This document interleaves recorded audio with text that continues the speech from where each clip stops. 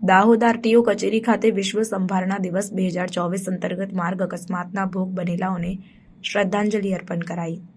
Indore Ahmedabad highway Garbada ચોકડી નજીક RTO કચેરી દ્વારા વિશ્વ સંભારણા દિવસ 2024માં માર્ગ અકસ્માતમાં ભોગ બનેલા વાહન ચાલકો જે મૃત્યુ પામેલા હોય તેવા વાહન ચાલકોને શ્રદ્ધાંજલિ અર્પણ કરવાનો કાર્યક્રમ યોજવામાં આવ્યો, જેમાં નગરજનો તેમજ આરટીઓ અધિકારીઓએ પ્રતિજ્ઞા લીધી હતી કે કોઈ પણ માર્ગ અકસ્માત સમય અથવા અકસ્માત બાદ હું તરત જ મદદ કરીશ અને સૌપ્રથમ 108 એમ્બ્યુલન્સને ફોન કરી મદદ માટે બોલાવીશ અથવા ઇજાગ્રસ્તને નજીકની હોસ્પિટલમાં સારવાર માટે મદદરૂપ થઈશ.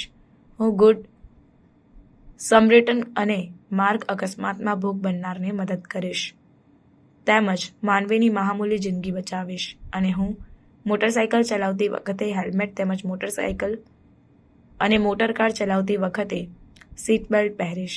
વાહન ચલાવતી વખતે મોબાઈલ ફોનનો ઉપયોગ નહીં કરું તેમજ હિટ એન્ડ રનમાં અકસ્માતના ભોગ બનનારને વળતર આપવા માટેની હિટ એન્ડ રન 2022 વિશે ઓછામાં ઓછા 10 વ્યક્તિઓને જાણકારી આપીશ અને આવા અકસ્માતના ભોગ બનનારને આ સ્કીમનો લાભ મળે તે સુનિશ્ચિત કરીશ. વાહન ચલાવતી વખતે ટ્રાફિકના નિયમોનું પાલન કરીશ.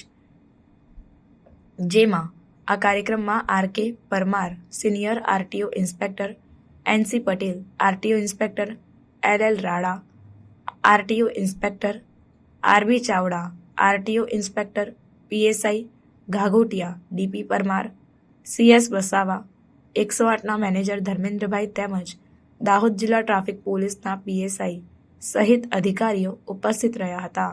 આજ રોજ વિશ્વ સંભારણા દિવસ વર્લ્ડ ડે ઓફ રિમેમ્બરન્સ માર્ગ અકસ્માતમાં મૃત્યુ પામેલા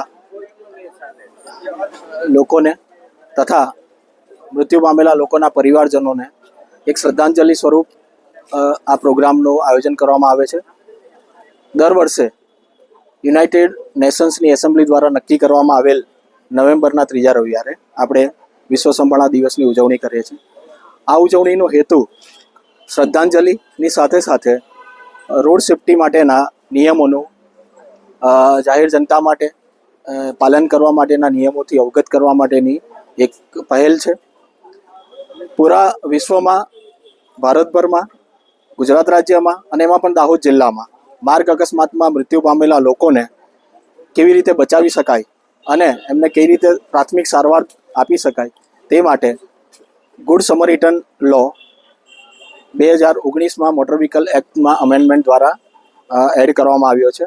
ગુડ સમરિટન લો દ્વારા લોકોને જે માર્ગ અકસ્માતમાં પ્રાથમિક સારવાર માટે મદદ કરનાર, પહેલો કોલ આપનાર, 108ને કોલ આપનાર તથા હોસ્પિટલ લઈ જનારને સિવિલ તથા ક્રિમિનલ લોઝથી બાકાત રાખવામાં આવે છે અને તેમની ઓળખાણ છુપાવવામાં આવે છે તથા તેમને 5,000 સુધીના ઇનામનો પુરસ્કૃત કરવામાં આવે છે.